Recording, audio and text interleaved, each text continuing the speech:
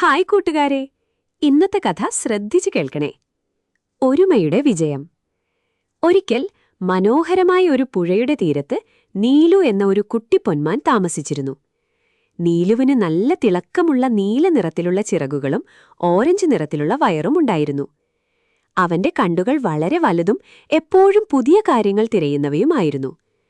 പുഴയിലെ മീനുകളെ പിടിക്കാൻ നീലുവിന് വലിയ മിടുക്കായിരുന്നു. ഒരു ദിവസം കാട്ടിൽ വലിയൊരു കാറ്റും മഴയും ഉണ്ടായി. കാറ്റിൽ വലിയ മരച്ചില്ലകൾ ഒടിഞ്ഞു പുഴയിൽ വീണു. വെള്ളം മുഴുവൻ മണ്ണു കലങ്ങി ചളി നിറഞ്ഞു. അതോടെ പുഴയിലെ മീനുകളെ കാണാൻ പറ്റാതായി. പാവം നീലു വിശന്നു വലഞ്ഞു. മറ്റു പക്ഷികളും മീൻ കിട്ടാതെ വിഷമത്തിലായി. അപ്പു എന്ന കൊക്കും ചിക്കി എന്ന തത്തയും നീലുവിന്റെ അടുത്തേക്ക് വന്നു. നമുക്കീ ചില്ലകൾ മാറ്റി പുഴ വൃത്തിയാക്കിയാലോ? നീലു ചോദിച്ചു. പക്ഷേ അപ്പു കൊക്കു പറഞ്ഞു, എനിക്കൊറ്റയ്ക്കിത് ചെയ്യാൻ കഴിയില്ല. ഈ ചില്ലകൾക്ക് നല്ല ഭാരമുണ്ട്. നീലു ചിരിച്ചുകൊണ്ട് പറഞ്ഞു, നമുക്കെല്ലാവർക്കും ചേർന്ന് ശ്രമിക്കാം.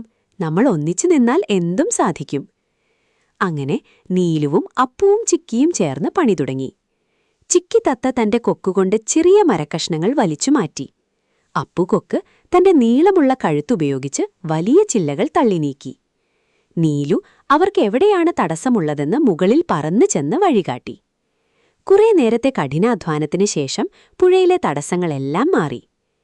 കുറച്ചു സമയം കഴിഞ്ഞപ്പോൾ പുഴയിലെ ചളി താഴ്ന്നു വെള്ളം സ്ഫടികം പോലെ തെളിഞ്ഞുവന്നു. അല്പസമയത്തിനുള്ളിൽ മീനുകൾ കൂട്ടമായി തിരികെ വന്നു. നീലുവിനും കൂട്ടുകാർക്കും വേണ്ടുവോളം ഭക്ഷണം കിട്ടി.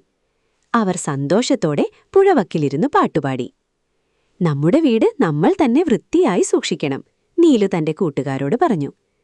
പ്രകൃതിയെ സ്നേഹിക്കാനും സംരക്ഷിക്കാനും ഒരുമിച്ച് പ്രവർത്തിക്കാനും ആ ചെറിയ പക്ഷികൾ അന്ന് പഠിച്ചു.